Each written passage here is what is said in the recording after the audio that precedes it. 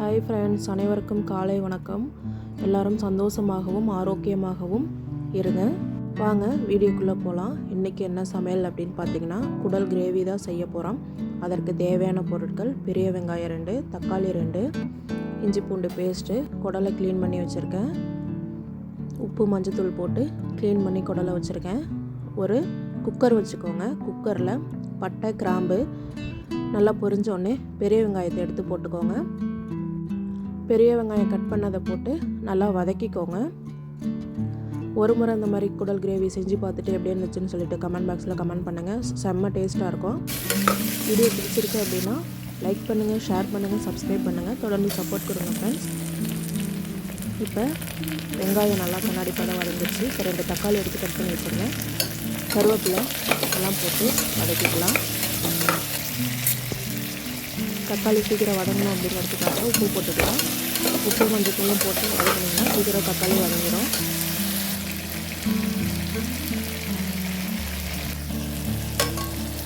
இப்போ பாருங்கள், தக்காளி எல்லாம் நல்லா வதங்கிடுச்சு.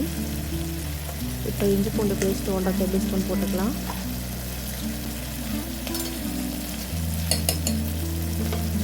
அதையும் எண்ணெயில் நல்லா வதக்கிக்கலாம்.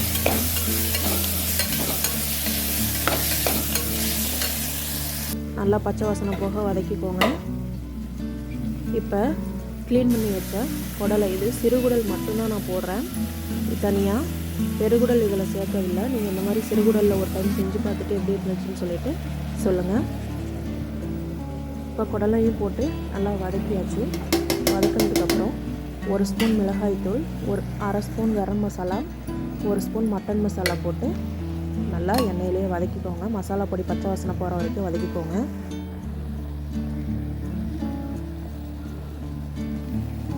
இப்போ வதக்கியாச்சு. ஒரு அரை டம்ளர் மட்டும் தண்ணி விடுங்க. ஏன்னா இது கிரேவி பார்த்துக்கு தான் நம்ம செய்ய போகிறோம். அதனால் அதிகம் தண்ணி ஊற்ற வேணாம். குக்கர் விசில் போடுங்க. விசில் போட்டு ஒரு 10 to 12 விசில் விடுங்க. நல்லா சாஃப்டாக குடல் வெந்துடும். இப்போ பாருங்கள், விசில் விட்டு ஆஃப் பண்ணிட்டேன். இப்போ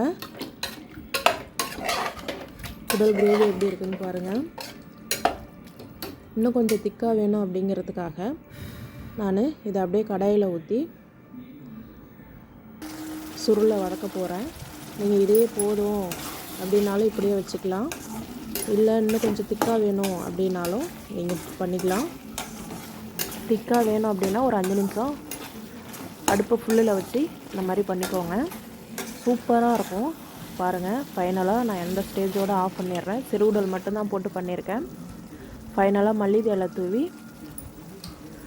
ஒரு கிளறி பாருங்கள் எப்படி இருக்குன்ட்டு. செம்மையான குடல் கிரேவி ரெடி. வாங்க ஃப்ரெண்ட்ஸ், சாப்பிட்லாம். தொடர்ந்து சப்போர்ட் பண்ணுங்கள். தேங்க்யூ.